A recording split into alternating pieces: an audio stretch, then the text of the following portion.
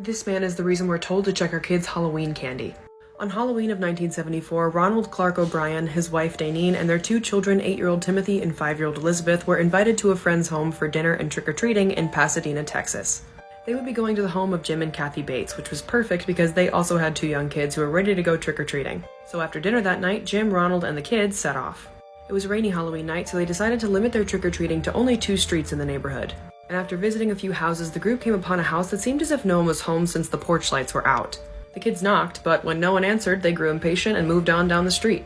Jim followed after the kids, but Ronald hung back for a few minutes before jogging back up to the group holding 5 extra-large Pixy Stix in his hands. He said to Jim, "You must have rich neighbors because look what they're handing out." And of course the kids were excited because what kid can resist a gigantic tube full of sugar? After hitting a few more houses, the men and kids headed back to the Bates home, where Ronald handed out the Pixy Stix to each of the 4 kids and gave the remaining stick to a child that he recognized from church who knocked on the door trick-or-treating. After leaving the Bates home that night, Ronald told his kids that they could each choose a piece of candy to eat before bed.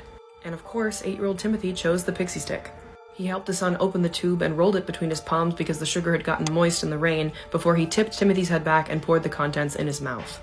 When the sugar hit his tongue, Timmy made a face because it was bitter and he didn't like it, so Ronald poured his son a glass of Kool-Aid to wash it down with. After tucking his son into bed, Ronald heard his son yell out in pain. He was experiencing severe stomach pain, he was vomiting, convulsing, and fell unconscious. Ronald called 911, however Timothy was gone before he even made it to the hospital.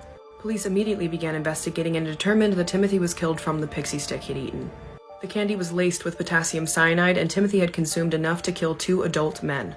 Thankfully, police were able to retrieve the other Pixy Stix before the kids had eaten them, but one of the kids was found asleep with it in their hands. Ronald told police which house he had gotten the candy from, but it turned out the man who lived there had a very strong alibi, so the police started looking into Ronald. And police received a call from a life insurance agent that told them that the day after Timothy's death, Ronald had called them to cash out on the policies he had taken out on his son. And it turned out Ronald had taken out multiple policies on both of his children and stood to collect a lot of money. And the amount of money that he stood to collect almost added up perfectly with the mountains of debt that he was in. And in the months leading up to Halloween, Ronald was talking with a lot of coworkers and people in his life about cyanide. He wanted to know how to get it, how to kill someone with it, and how to hide it. Police searched his home and never found the cyanide, but found a pair of scissors they believed he used to cut the top off the Pixy Stick, as well as a knife with sugar residue on it. Ronald O'Bryan never admitted to his crimes, but it only took a jury 46 minutes to find him guilty and another hour to sentence him to death. Since then, checking your kids' Halloween candy for terrible things has been deemed a myth, and although nothing like this has ever happened since then, the fear is based in truth. And there are still so many details to this case, so if you're interested in hearing the full story, check out episode 103 of my podcast called Not Today.